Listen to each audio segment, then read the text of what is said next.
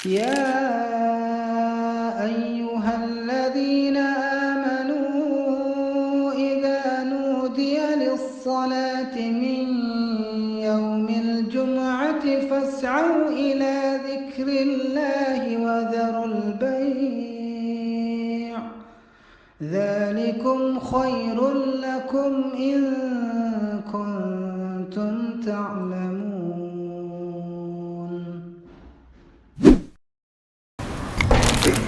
بسم الله.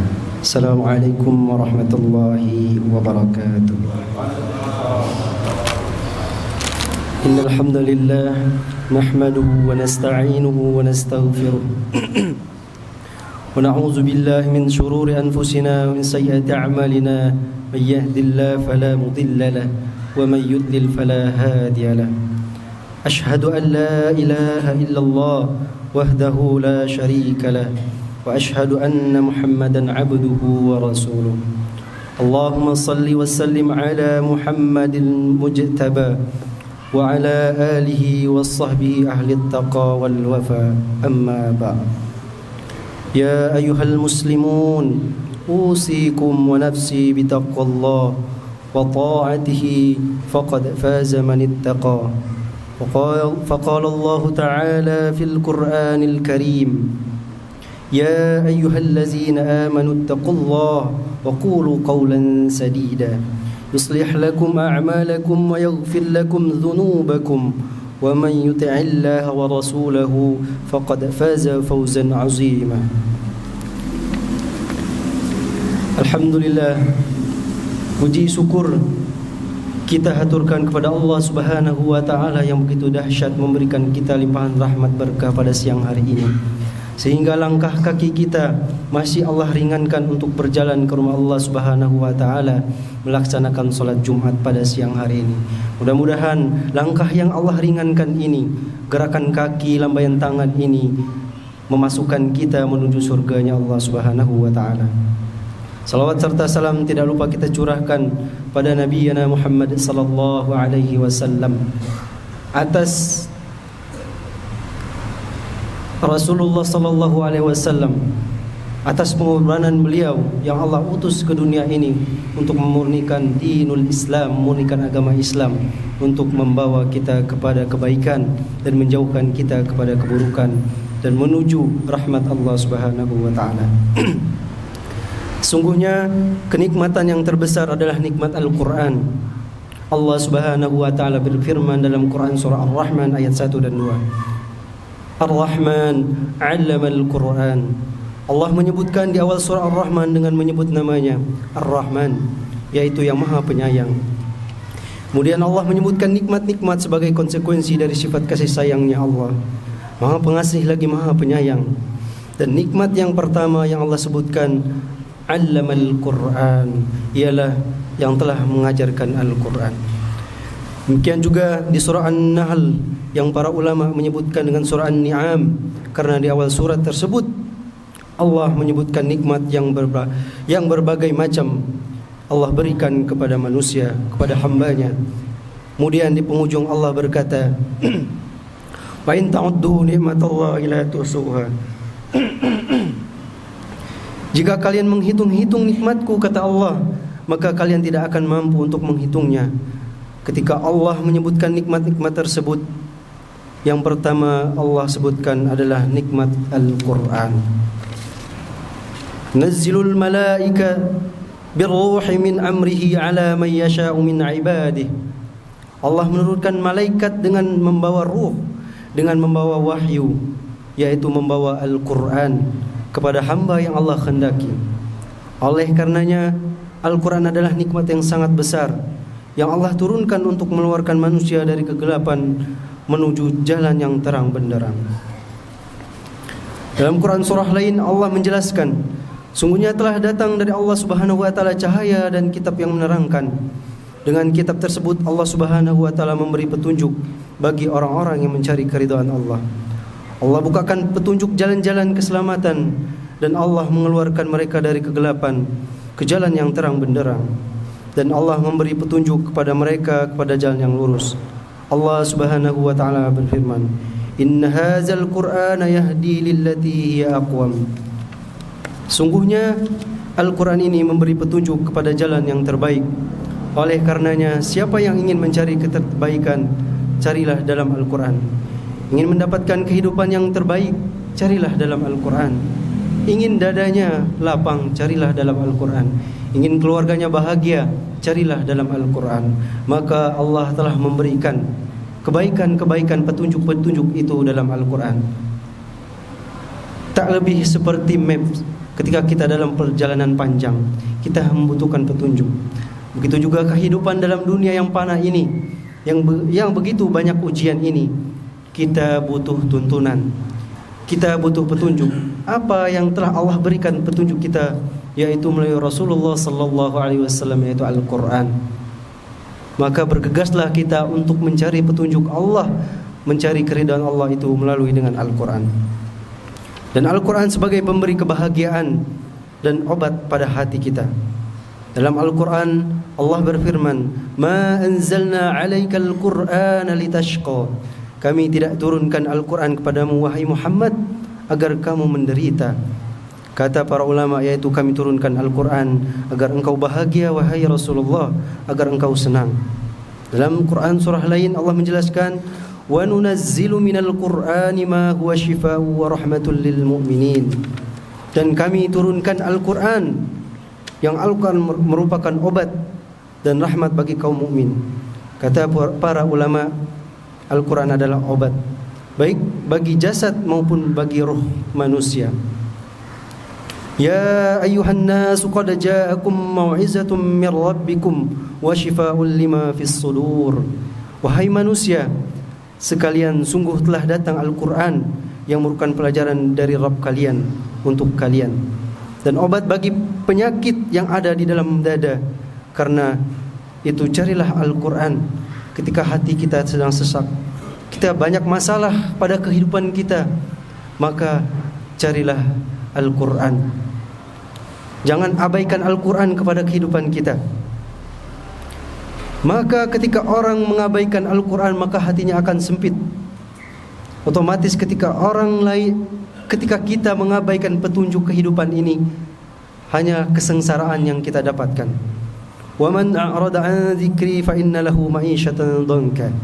Barang siapa yang berpaling dari peringatanku, yaitu dari Al-Quran, kata Allah, maka bagi dia kehidupan yang sengsara. Banyak harta tapi sengsara. Keluarganya banyak tapi sengsara. Kehidupannya mewah, jabatannya tinggi tapi sengsara. Apa yang disengsarakan? Baik jasadnya maupun ruhnya. Ketidaktenangan, kegelisahan, kegundah-gulanaan yang selalu terbayang-bayang dalam kehidupan. Maka carilah Al-Quran. Karena Al-Quran itu sebagai syifa, sebagai obat bagi jasad dan ruh kita, sebagai obat bagi hati kita yang sedang dalam kegundah-gulanaan. Ma'asyiral muslimin rahimakumullah, yang insyaallah Allah rahmati dan Allah berkahi. Selain itu, banyak kisah orang-orang dalam Al-Quran. Banyak kisah ketika orang mendengarkan Al-Quran, baik dari kalangan jin dan manusia. Kita simak dalam Al-Quran surah Jin. Allah berfirman, Qul uhiya ilayya annahu istama'a nafrun minal jinni faqalu inna sami'na Qur'anan 'ajaba. Sungguhnya diwahyukan kepadaku ada sekelompok jin mendengar lantunan bacaan Nabi Muhammad sallallahu alaihi wasallam, dan mereka berkata, sungguh kami telah mendengar lantunan Al-Quran yang menakjubkan, yang begitu luar biasa, yang dibacakan Rasulullah sallallahu alaihi wasallam, yaitu Al-Quran. Maka sangat sayang sekali ketika kita diberikan kesempatan untuk membaca, untuk menghayati, untuk mentadaburi Al-Quran, tapi kita sia-siakan. Kita campakkan begitu saja. Kita penuhi lemari-lemari kita. Kita berlomba-lomba untuk memperbanyak Al-Quran, tapi Al-Quran itu berdebu di rumah kita tanpa kita sentuh sedikit pun. Maka kesia-siaan, maka kerugian yang besarlah untuk kita. Ma'asyiral muslimin, jamaah Jumat yang insyaallah Allah rahmati dan Allah berkahi. Cerita dari sahabat Rasulullah sallallahu alaihi wasallam yang ketika membaca surah Maryam, maka ketika datang kepada Najasyi, sahabat Rasulullah sallallahu alaihi wasallam membacakan surah Maryam, maka Raja Najasyi pun menangis dengan air mata yang bercucuran sehingga membasahi jenggotnya. Kemudian beliau berkata, tidak Al-Quran yang engkau baca dan apa yang dibawakan oleh nabimu kecuali keluar dari sumber yang sama. Dan itulah sebab beliau masuk Islam. Orang-orang kafir Quraisy pun demikian. Mereka pernah mendengar Nabi Muhammad sallallahu alaihi wasallam baca surah An-Najm sampai pada akhir surat. Afa min hadzal hadisi ta'jabun? Apakah kalian merasa heran dengan ayat ini, dengan Al-Quran? Kemudian di akhir ayat dikatakan Allah, wa antum samidun fasjudu wa'budu. Kemudian kalian akan berpaling, maka bersujudlah. Ketika itu Nabi bersujud dan tanpa sadar mereka pun bersujud bersama Nabi Muhammad sallallahu alaihi wasallam. Oleh karenanya mereka gelisah ketika Al-Quran dibaca di mana-mana, sampai mereka berkata, janganlah engkau dengarkan Al-Quran tersebut yang bikin kegaduhan, semoga kalian bisa mendominasi. Bagaimana kebencian orang-orang kafir Quraisy kepada lantunan Al-Quran, yang itu yang dikhawatirkan sebagian orang-orang kafir.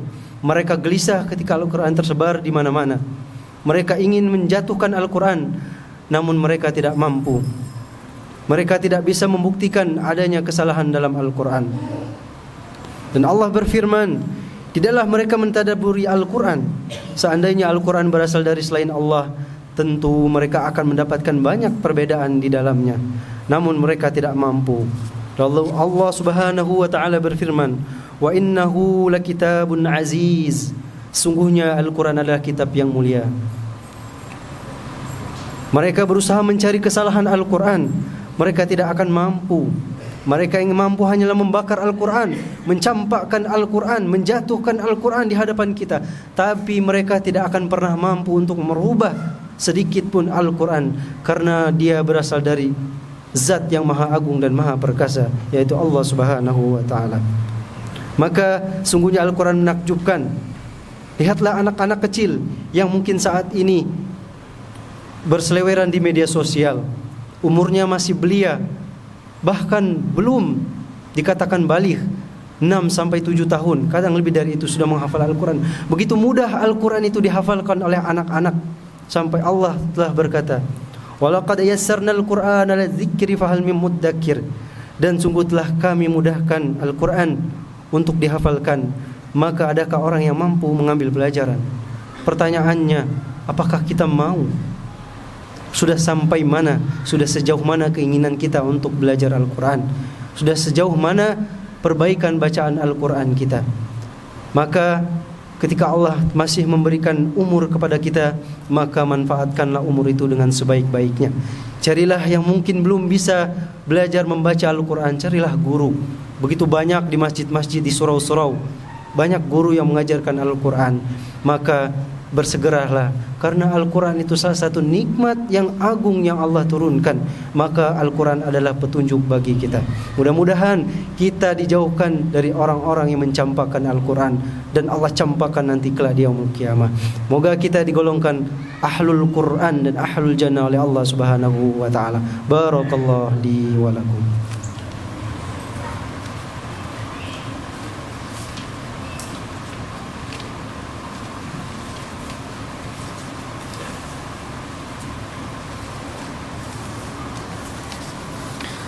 Alhamdulillah, alhamdulillahillazi arsala rasul bil huda wa dinil haqq.